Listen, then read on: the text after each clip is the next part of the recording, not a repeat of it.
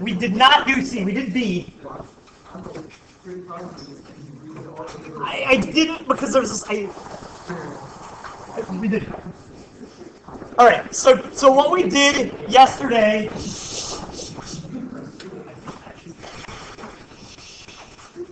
All right, so what we did yesterday was we had an automobile that was at rest. It sped up, right, for 3 seconds, and during those same 3 seconds, the truck kept going at 8 meters a second, and we had to find the speed of the center of mass. And we got 8.3 meters a second. We did it 2 different ways, remember?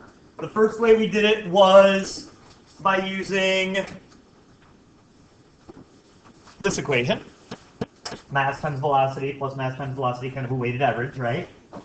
And then the second solution was using Newton's laws. And I told you that, this wasn't really sort of a practical solution, but it was reassuring that it worked, right? We figured out the net force on the system, divided it by the mass of the system to find the acceleration of the system, therefore the acceleration of the center of mass, and then used the initial velocity of the center of mass to find that final velocity, and we again got 9.3 meters a second. So that's in 10 seconds or in 1.22 minutes. A quick review of what we did yesterday. Are we good with that? All right, so here's question C. It says, suppose at this instant, in other words, at the end of those 3 seconds, the truck begins to decelerate at 2 meters per second squared. Find the velocity of the center of mass after 5 seconds. So there are now 2 ways we can do this again. All right? So option 1 is to do what we did before. Find the velocity of the truck 2 more seconds later. Find the velocity of the auto 2 seconds later. And then, do the weighted average thing. There's a super secret ninja shortcut. And there's a reason why that smiley face is there. Maybe you see it? It's not at all obvious. And I'll be honest, I calculated it the long way first before I realized the shortcut. And it has to do more with... Could you find the difference in the 2 accelerations? You're in the neighborhood. So to do that, you'd have to take into account the 2 masses, right? Because your truck has a smaller acceleration but more mass, and your car has a bigger acceleration but less mass. So, other thoughts?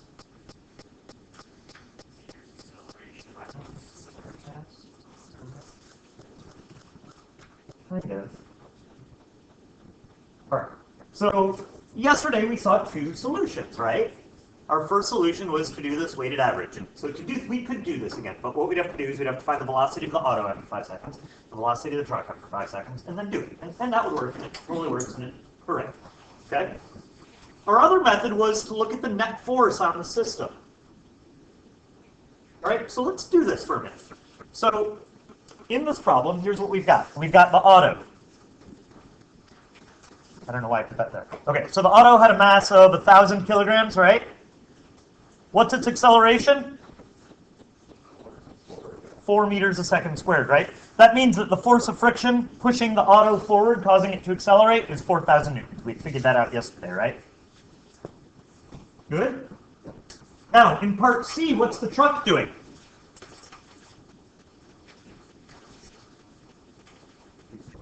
Decelerating.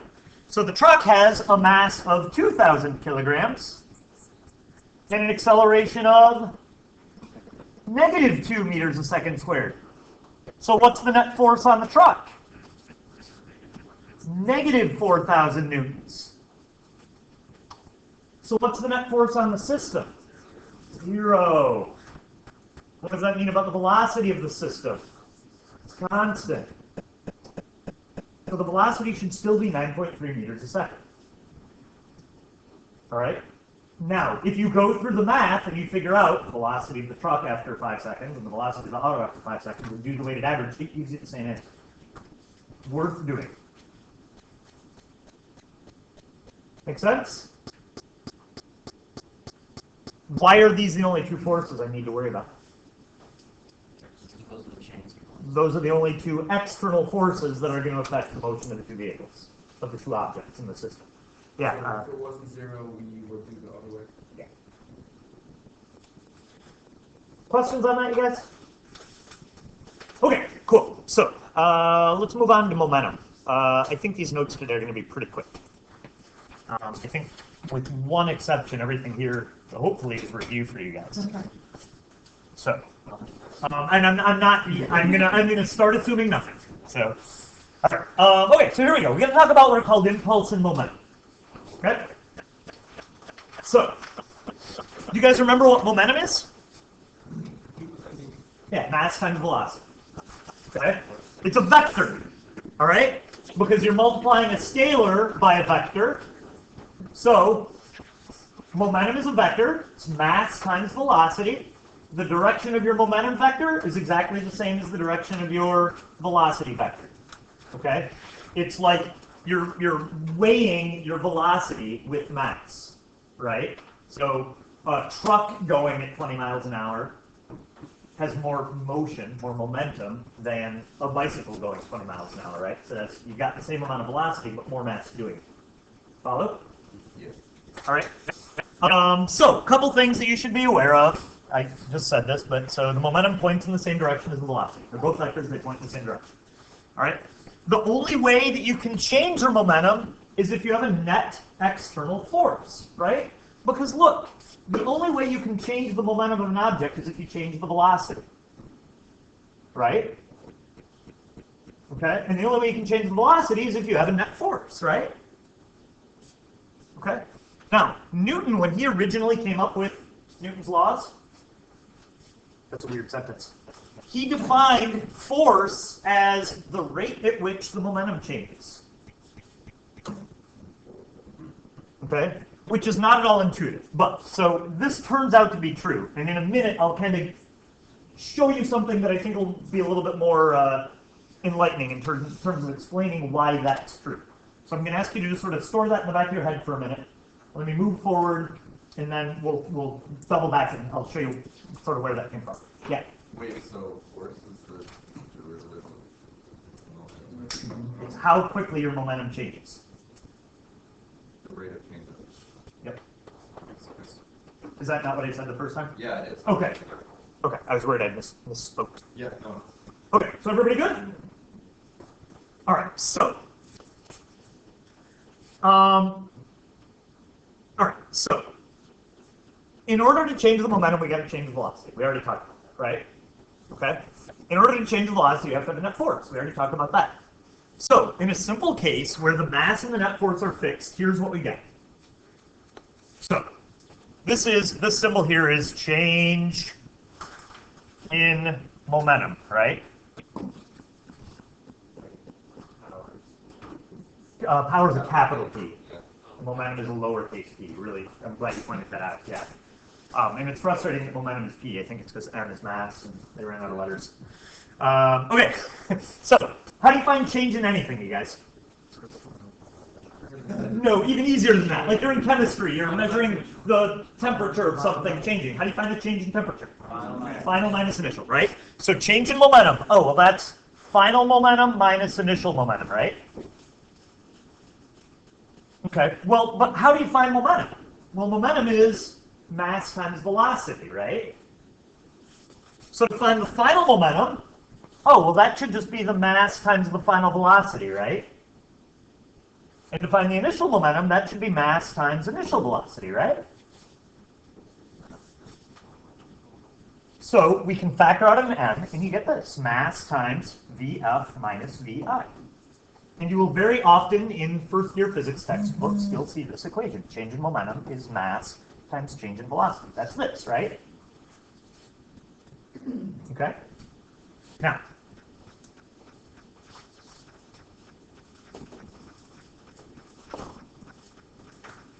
you agree with that? Yeah. Green equation? Let's multiply both sides by 2. Right? Kind of squashed over there in the corner. Can you guys read that? AT equals VF minus VI is what that's supposed to say. So VF minus VI. Oh, that's AT. Right?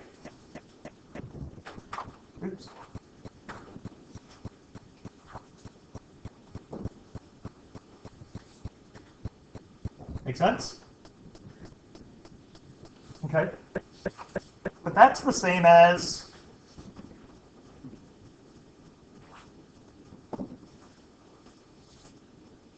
right? In other words, when you multiply a group of numbers, its multiplication is associative. In other words, you can put your parentheses wherever you want. Oh, what's NA? There's net force. What the who? Net force times time.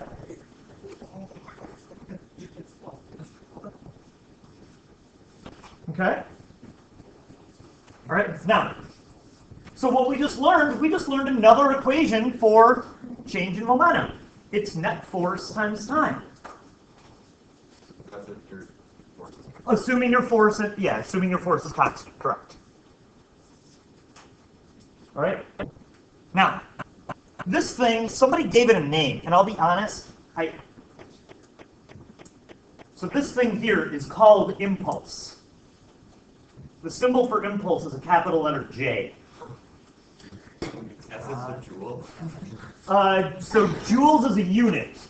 I know, but still. Yeah. All right. So here's the deal. When I teach like a first-year physics course, even with my honors physics course this year, I don't introduce this symbol at all. Because what's true about impulse, according to what we just found? It's the same as the change in momentum. I honestly don't know why they have a separate symbol for this thing. Because literally, impulse and change in momentum are the same thing.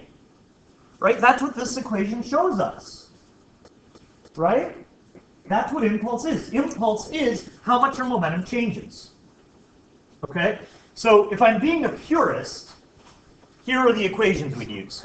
We would say change in momentum is mass times change in velocity. And then I'd say impulse is net force times time. And then there's a big fancy theorem called the impulse change in momentum theorem or something that says impulse is equal, change in momentum is equal to impulse. Does that make any sense? Yeah. So here's what you need to know. And write this down and put big arrows and rainbows and unicorns and stuff pointing at it. It's super important. Impulse is change in momentum. They're the same thing. Sometimes we're going to use J to use it because the book is stupid and it introduces this notation. Sometimes I'm going to use delta P. They're interchangeable. Yes? On the AP test, will the questions, will they refer to it as either change in momentum or impulse or Impulse. Impulse, yes. It'll be the word impulse. So but you should then in the back of your head go, oh, that's the same as change in momentum. It's the exact same thing as weight, right? You guys do that. When you hear the word weight, you go, oh, well, that's just the force of gravity. That's mg, right? Yeah. So it's another thing like that, where you just need to learn these two things are always equal. Follow? Questions?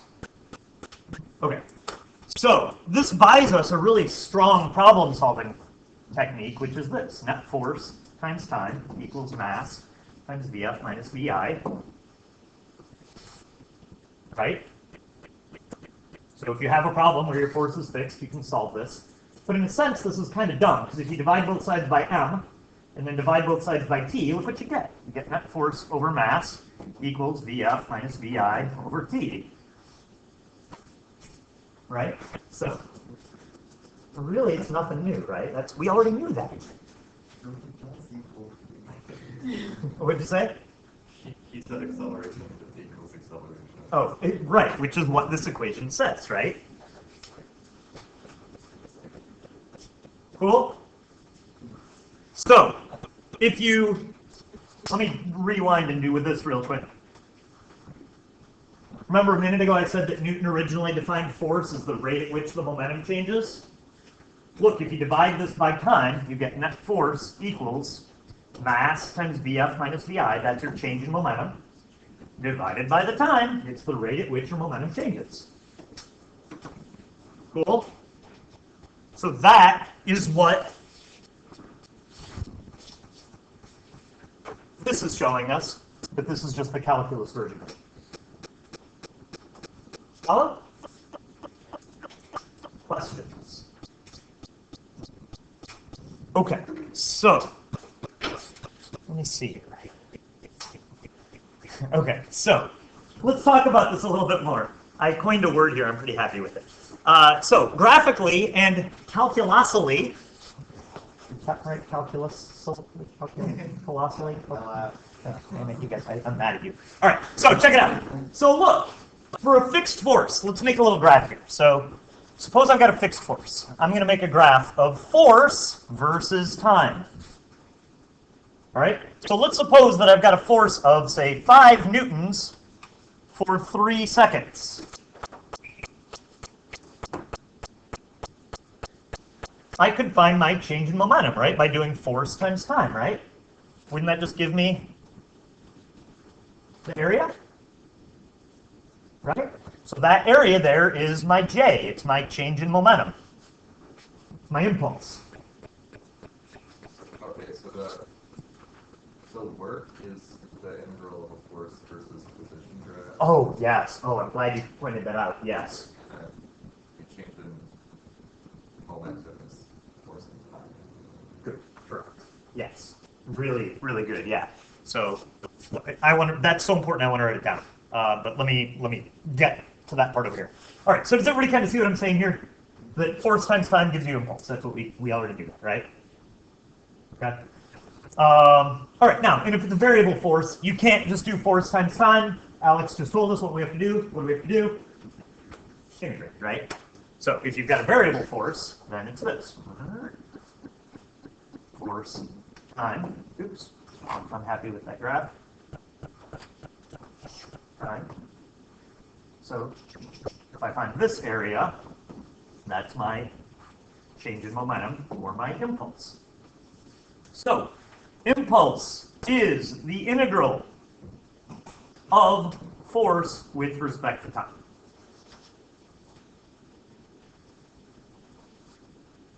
What are your bounds? Well, it's, you know, you would integrate between whatever 2 times you were interested in how much the momentum changed.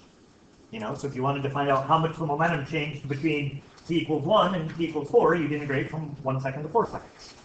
So I guess you could just do like a t0 and a t1, however you want to do that. Okay. And again, I'm gonna stop doing this every time, but remember, change in momentum and impulse, same.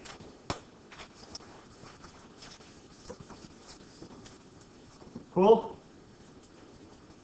All right, and then if you take the derivative of both sides of it, then that gives us the other equation, which was already on our thing, which is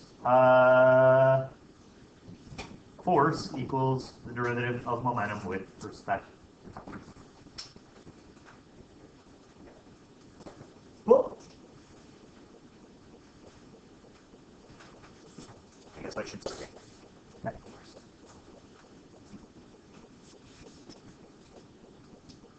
Questions?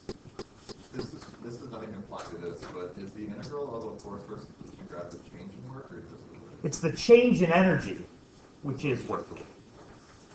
So yeah, and I do want to call attention to that because that can be confusing. So just be careful.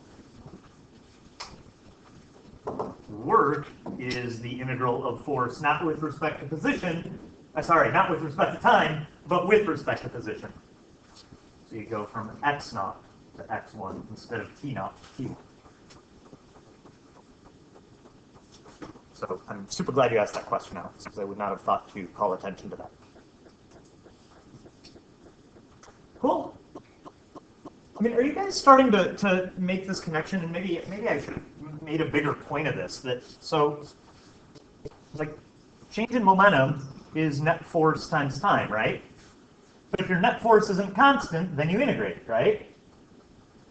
Change in momentum equals the integral of net force with respect to time, right?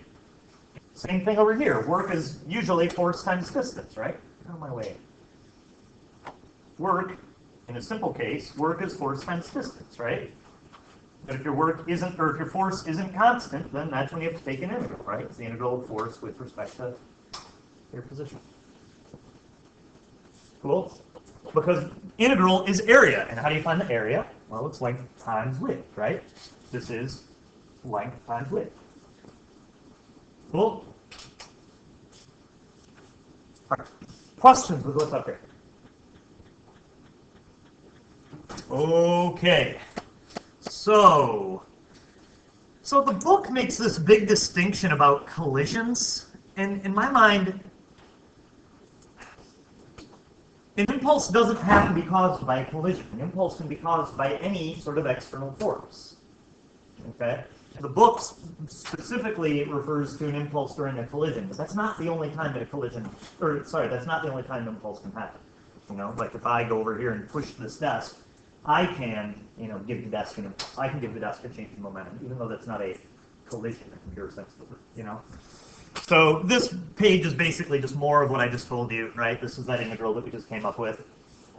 Here's the, what is it, linear momentum impulse theorem. That's the technical name of it. Okay. Yeah, Matt? Can you go back to like 2 seconds? Yeah. Oh. What do you need? Ballpark? Is that good? Cool. All right, so let me steal the notes for 2 seconds, sorry, without asking. Okay, so the only other thing we've got here is an example. All right, the example that I came up with is, it's not crazy, but it's definitely on the hard end of things. And even that, it's not too bad. So I guess let me ask you this. Before I dive into like, the example that I came up with has a little bit of everything. It's got finding momentum, it's got finding impulse, it's got using that to find velocity. So it's a little bit of everything, all tied into one example. So my question is, would you like to do a simple example before we dive into the hard example? Seeing some nodding? Okay. Okay. So then my question is, and please don't hear this as pandering or you know, like I don't know sort of where you guys are at. So if I give you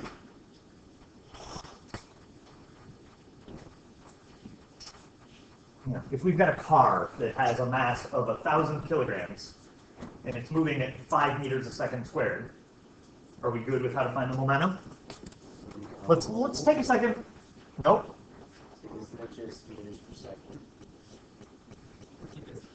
Oh, I may have asked the wrong question. Are we good with how to find the momentum? I think is what I was trying to say. I think I might have said are we good with finding the velocity. Acceleration or velocity?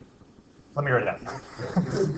A 1,000 kilogram car going at 5 meters a second has P equals mv, so the momentum would be 1,000 kilograms. This is worth doing so we can talk about units. Times 5 meters a second. And so when you multiply this, it gives you 5,000.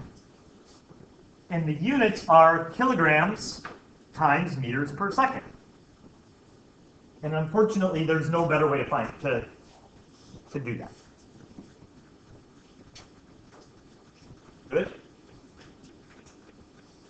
All right.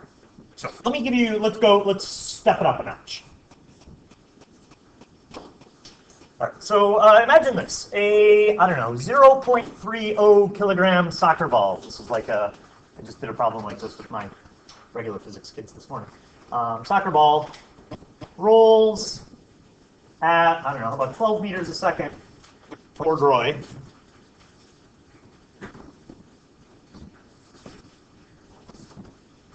He kicks the ball the way it came from.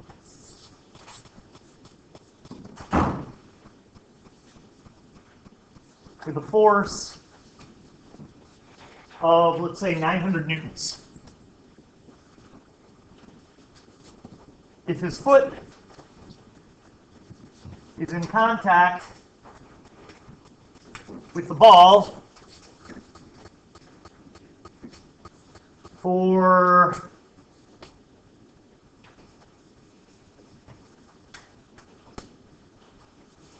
calculator. This is the problem with me making problems up on the spot.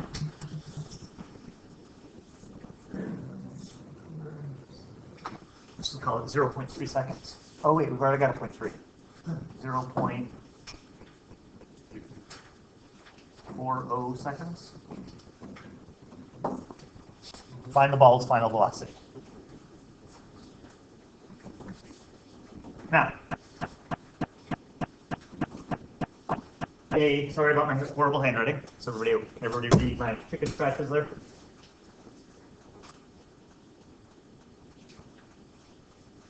All right. there are two ways of doing this. You can 100% doing this using Newton's second law, find the acceleration and go from there. So let's see if we can do it using our new equations. Let's not find the acceleration. Okay? So let's start by writing down what we know and then see if we can find a way to solve it. So here we go. Let me find ourselves a little space on the board. Go.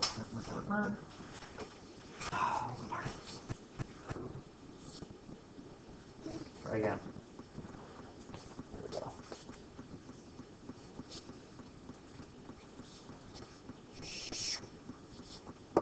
Okay, so what do we know? Let's see. We know that the mass of the soccer ball is 0.3 kilograms. Mass equals 0.30 kilograms. Here's the ball. It's rolling at 12 meters a second. It doesn't specify. Which way are you guys picturing it rolling? Right. To the right? Cool. It doesn't matter. Let's just pick a direction. So here we go. Our VI is 12 meters a second, right? All right. It says he kicks the ball back the way it came from. So here's Roy. Hello.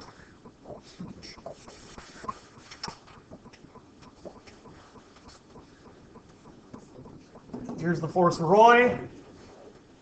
900 newtons, sorta. Why sorta?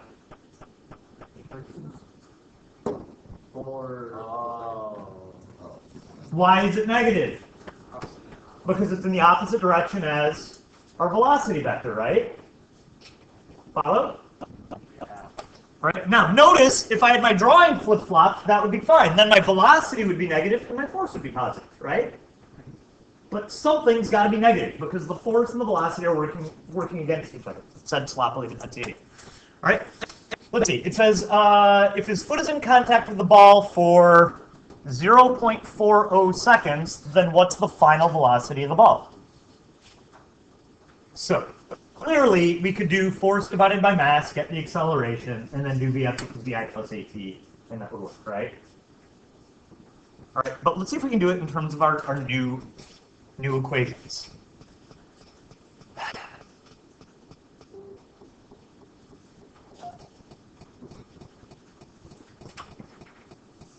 Sorry, I'm just thinking about what the.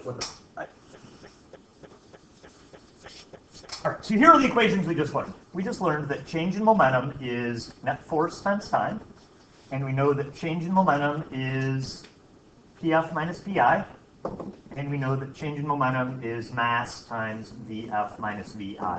And technically, we could call any of these J if we wanted. Okay, so thoughts? Do we not know anything about the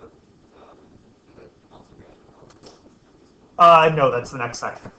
And actually, no, because there's presumably there's friction between Roy's foot and the ground, so there's an external force.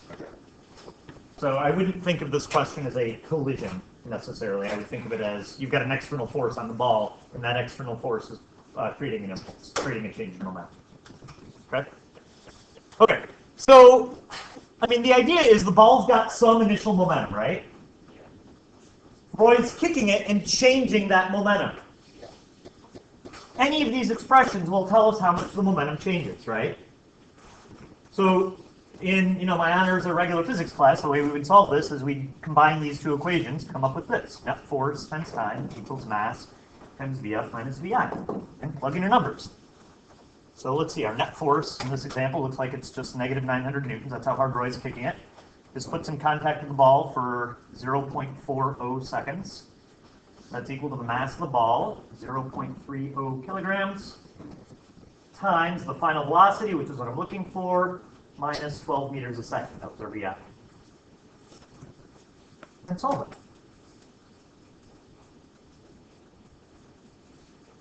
All right.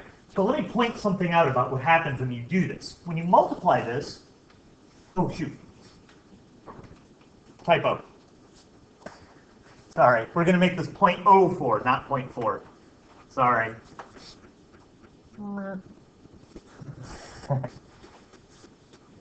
Sorry about that. Otherwise, our change in momentum will be. Oh wait, or was I right?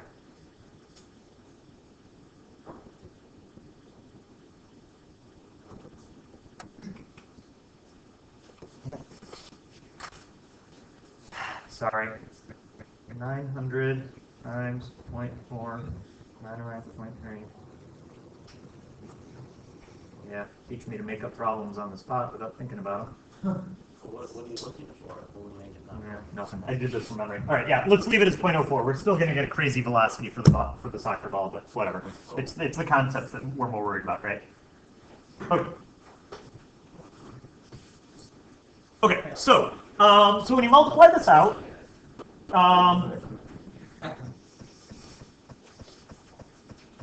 so this is going to give us 36, right? Negative 36, 900 times 0.04. Good. What are the units then? You get newtons times seconds, right? But let's break that apart. What's a newton second? Well, what's a newton? That's kilogram meters per second squared times seconds. Oh, that's momentum. Ooh, what do we get? It's momentum, right? It's the change in momentum. All right, so what that just told me is that I'm losing 36 units of momentum.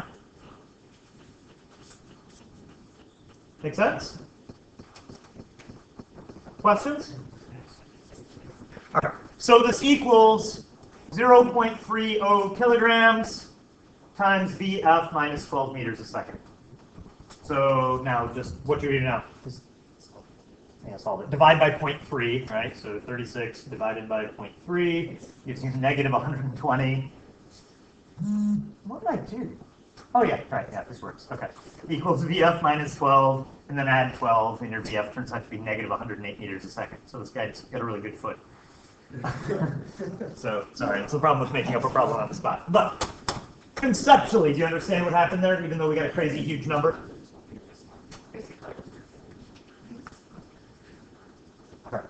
Sorry, like I said, I was using a problem from a regular physics class. I wish all of our problems could be with like absurd.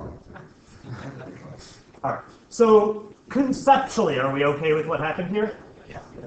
All right, so the next example is very similar to this with a couple extra steps of difficulty. So are there any questions before I go on? Philip, you doing okay?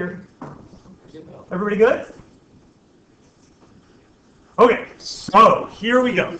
So the setup for this next problem is almost identical, except instead of somebody kicking a soccer ball, it's about somebody hitting a volleyball. Okay? And this time the force is not fixed. And it's two-dimensional. All right? But it ends up not being horrible. Okay? It's not the easiest problem I've ever written, but it's not bad. Okay, so let's start the same way we should start every problem. Write down what you know. So we got a volleyball. The problem tells us the mass of the ball is 0.280 kilograms. Let's see. It's directly above the net, moving horizontally at 18 meters a second. So my initial velocity, V naught, is 18 meters a second. And to indicate that it's moving horizontally, I'm just going to tack a little I on there.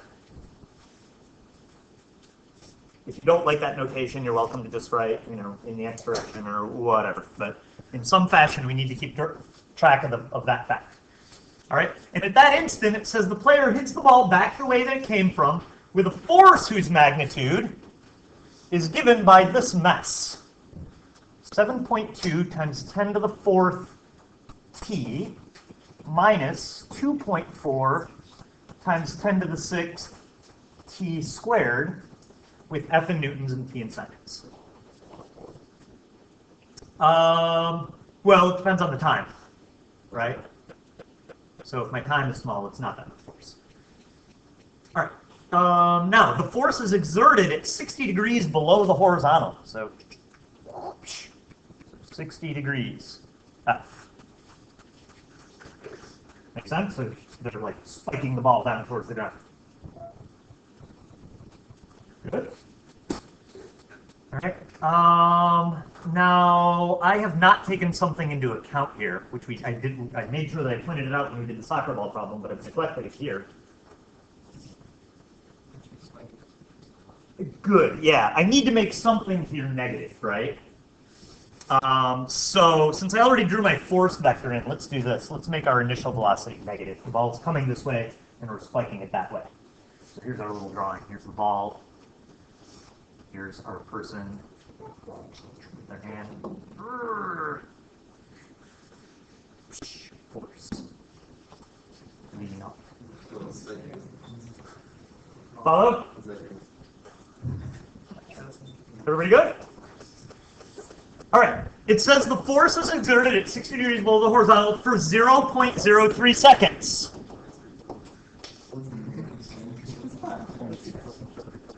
I didn't realize this example is actually very similar to the one we just did with a couple. The last one I should have done something other than find the velocity. But, all right. So,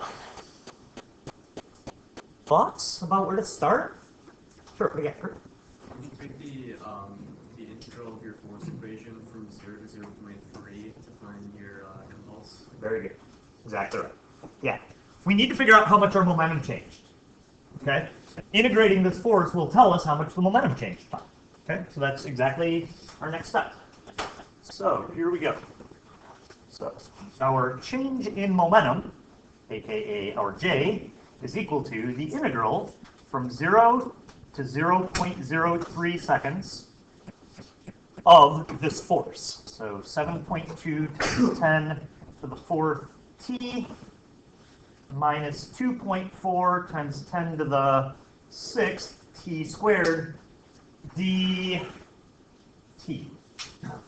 So I'm integrating with respect to t, not x. Actually, I did this when doing the soccer point. I set it up slightly differently. I had that times the cosine of 60. So I found my change in momentum in the x direction and in the y direction. So you broke it up separately? Yeah. Gotcha. You can do it that way. Okay. Is there an easier way? This way is going to be easier, and you'll see why in a minute. So something that I realized I need to do a better job of keeping my notes in my hands when I do this. Can we pause this for 2 seconds and rewind for a minute? Back to, where is it? One more page. Oh, too far. All right. So these equations tell us the following things. Our change in momentum is a scalar times a vector. And our change in momentum is a scalar times a vector. So all 4 of these vectors, change in momentum, change in velocity, net force, and acceleration, all point in the same direction.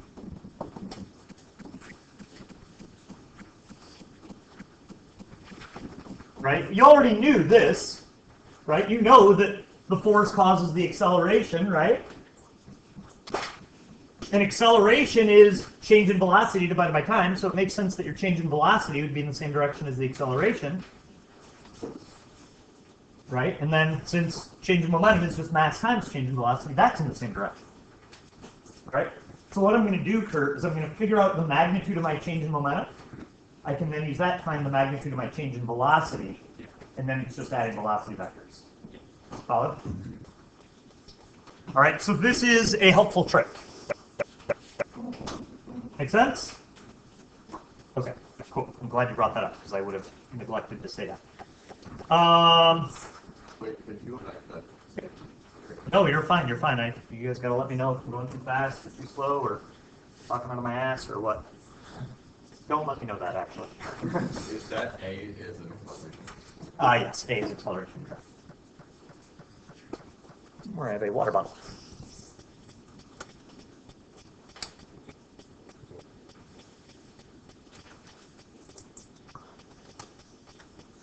I guess technically I should be, these are all vectors, right? Terrible about that. No runner. Every single one. Say that again? Like, forget to do every single one of the really 30 other things. I got my hats. Oh, really? It was like a cause of great concern. Like if you remember that he forgot his vector hat, Yeah, like, he would stop class, go back. And put them all on. Maybe like almost confused about Yeah, I know. I think that was really. Funny. All right. Are everybody good up to here now? Okay. All right. So here we go. One more page, yeah? All right. All right. So we got to do this integral. So don't let the big numbers intimidate you, right? Integral of t is 1/2 t squared, right? So I'm just going to put this over 2 and make that squared, right? So this is going to be, let's see, half of 7.2 is 3.6, right? So this becomes 3.6 times 10 to the 4th t squared. Good. Minus, let's see, I'm going to have to bring down a 3. So 2.4 divided by 3 is 0.8. So this is the same as 8 times 10 to the 5th t cubed. Evaluated between 0 and 0.03. And the nice thing with these integrals, you guys, is usually your lower bound is 0. So the lower bound doesn't matter, right? So I'm just going to get 0 when I evaluate it at 0. This is a calculus question. Were you expected to show like actually running that out, or can you just like take the Calculator, so I think they good. Yeah, and I don't know the answer to that, to be honest. I mean, is there a way to do these integrals on a calculator? Yeah. I haven't used a graphing calculator in forever. Yeah, it's literally just kind of on the end. You enter the integral on the bound. Then I'm guessing that's fine. Is Yeah. there even a calculator for it? I don't think so. I think it's all calculated. I'll double check that. Okay. I'll double check. But I'm pretty sure it's all calculated. All right. Does anybody know different? Does anybody like? No? Okay. All right. And I feel like I looked this up at the beginning of the year and told you guys. I don't remember now what we decided about. All right. So at this point, you just plug in your 0.03, and you get a number that is written on a piece of paper. Not that one. 10.8. Is that right? Okay. So you get 10.8. What are the units? It's change in momentum. So it's kilogram meters a second, right? So that's our change in momentum. I know how much the momentum changed by. So, here it is. Yeah, okay. All right, and this is at 60 degrees below the horizontal.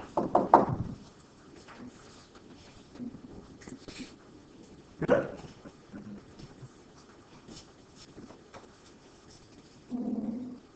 All right, so now what? And there's a few ways we can go from here, but there's one path that's a little bit easier. Find your overall change in velocity. Yeah, find the change in velocity. So change in momentum equals mass times change in velocity. So that means my change in velocity is my change in momentum divided by my mass. So my momentum changed by 10.8 kilogram meters a second. The mass was 0.28 kilograms. So divide it out and you get 38.57 meters a second at 60 degrees below the horizontal.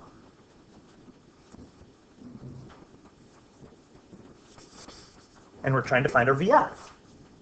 We are almost done. I think we have just enough time to do this.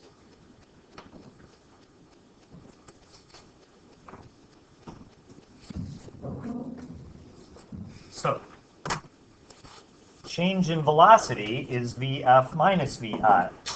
That means that VF is VI plus change in velocity, right? So I just want to add my two vectors. My VI was 18 meters a second this way. My change in velocity is that thing, 38.5 meters a second. And I want to find my VF, right? So this is vector addition. So for you guys, law of cosines. What I would do though is write this in unit vector notation and then add your components. In other words, find the components of this. Like take this vector and split it up into x and y components. So this vector, if you find the x and y components of it, gives you, let's see, 19.29 meters a second is your x component, and then your y component is negative 33.4 meters a second.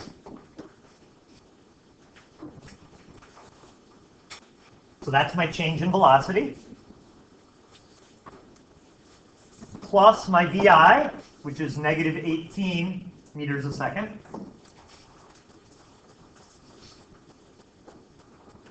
And so you get negative 1 point, no, sorry, you get positive, gotcha. You get positive 1.29 meters a second in the I direction. You get a very little horizontal velocity and a really big vertical velocity, which makes sense because we were trying to spike the thing, right? So, and then from there you can, put it back together, find your hypotenuse and find the direction. Make sense? Did I lose? I did that last part quick. Did I lose people? Okay, that's about as hard as these problems. Okay. All right. Have a good one. I will see you all tomorrow. But in the Concord website, it's all on calculator. It's all what? Calculator. Calculator. Thank you for checking that. I thought that it was. I thought it was.